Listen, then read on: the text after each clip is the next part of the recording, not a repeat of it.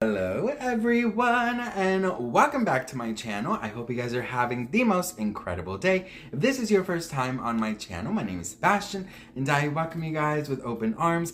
I do tea videos every single day, so if you're looking for a new messy best friend, honey, you have found him. Make sure you hit that subscribe button, grab a snack and a drink.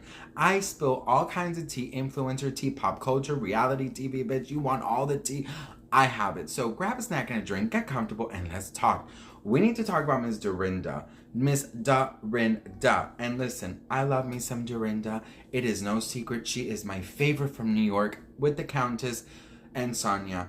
But I have to tell you guys something, that because of this girls trip first ex-wives club, people are super turned off with Dorinda. And it is breaking my heart because we are seeing that same dark Dorinda that we saw before she was put on pause. And it is the cause of the drinking, all right? So listen, here's the thing. She was always being considered to come back. Then we find out that New York is going to be a whole different cast. Then we find out about legacies. We find out that, you know, the originals are going to be there. It's like Alex, the Countess, Sonja, Ramona, Bethenny, Jill, and Dorinda. So great, like she's coming back to Legacies and everyone is super excited. Everyone is super excited to even go back to Bluestone Manor.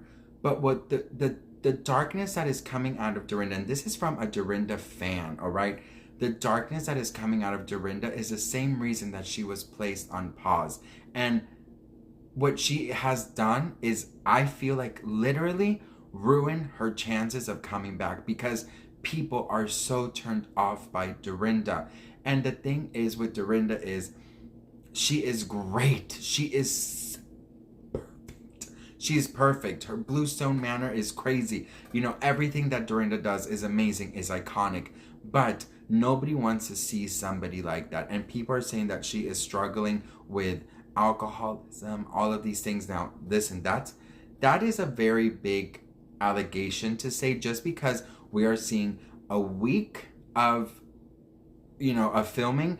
We are not seeing what Dorinda does every single day of her life. We're not seeing when she's at her parents. We're not seeing when she's alone. We're not seeing when she's with her daughter, with her friends. Like, we're not seeing this. So for people to really, like, not only assume, but like speak it like it's a fact that she has a drinking issue, I think that's wrong, right? But hear me out. I really think that she was under a lot of pressure in the filming of the Ex-Wives Club. And I'll tell you why. Because Bluestone Manor is her baby. She loves this estate.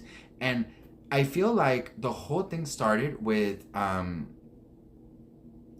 with Vicky, like, complaining all the time, the girls not following the rules about shoes and food in the rooms and upstairs, and seeing her house being disrespected can send anyone to hell. And look, I don't live in a Bluestone Manor. I live in where I live. And if I see somebody, you know, like putting something without a coaster, or, you know, walking in with dirty shoes, or, you know, not putting down the toilet seat, or, you know, I'm rigid, bitch. In my house, girl, it is like, you know what I mean? I need organization. And I don't have to excuse myself. It's my fucking house, right? But listen, here's the thing. You would feel a certain way if you have 100 people in production, including these housewives, glam squads, you know, lights, mics, COVID people, you know, security, all of these people in your home, all right, who will not get stressed. And on top of it, you have some ladies that just seem so uncomfortable and so ungrateful and bored. So what do? You're going to turn to drinking. You know what I mean? You're going to be like, girl, well, at least let me just have fun. And the thing is, because Dorinda, I do feel, has so much anger still, and then add on like the stress of her house being like disrespected, I think that's why all hell broke loose. So what's going to happen with Dorinda? Will she come back on Legacies? I have no idea. All I can tell you is that they better put her back on fucking Legacies. And I really do think that if she does get asked back, because I saw an interview with Jill Zarin today when I was at the gym.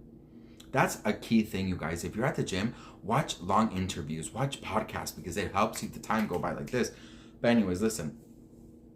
I was watching this thing that Jill said. She was like, this is what people don't want to see, is this dark Dorinda. And that is a Dorinda that people are turned off by, and that's why she's put on pause.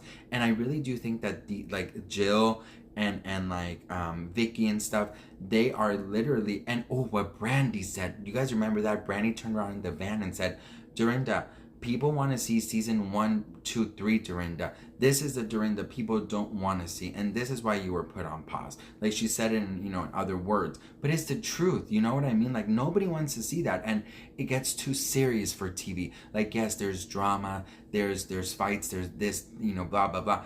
But when it gets too dark, you don't want to see that, right? And I really think that if she does come back, she has to come back with a lot more calmness, you know.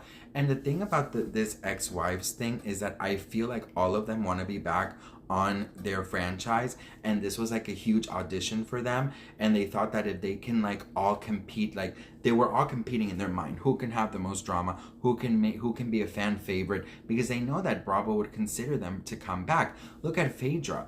There's talks that she's in talks to be a friend in Dubai and have her peach back on Atlanta because people are obsessed with her. Look at Tamara. She got back on the OC. You see what I mean? Vicky didn't, because Vicky was boring the first few episodes. Dorinda's not, because of this darkness. Well, we don't know if she's going to come back on Legacies. But look, Taylor's fighting over things that happened years ago. You know what I mean? Like, whatever. Eva is like in her own world. I love me some Eva. But like, I feel like they all took this as an audition. So I think that is why also that Dorinda was so like desperate to like have everything so perfect, but also get into fights, also drink, have a good time, be a fan favorite, you know, do the fashion. Like, it's a lot. And they only had like 8 days. They only had 8 days to do all of this. So can you imagine? You're in your mind thinking, this is my only shot to get back on TV. I have to do the most. What do I do? And then you go act a fool and you act a mess, you know? So I feel for her, and I want her to be okay. But like, honestly, Jill's going around telling people she has a drinking problem. And I think Jill's super irresponsible for that, because I'm sorry, Jill, but you don't see Dorinda. You only seen her within this filming, and you need to check yourself, because what you are doing, she is spreading false propaganda about Dorinda, and what we're not going to do is we're not going to take that, because when you go and you talk shit, then Dorinda is going to come out. I'll tell you how I'm doing. Not well, bitch. You know what I mean? So anyways, what do you guys think? Do you want it? Ooh, girl, my thing is butting up. I gotta go. Do you want to see Dorinda back? What do you guys think of Dorinda this season?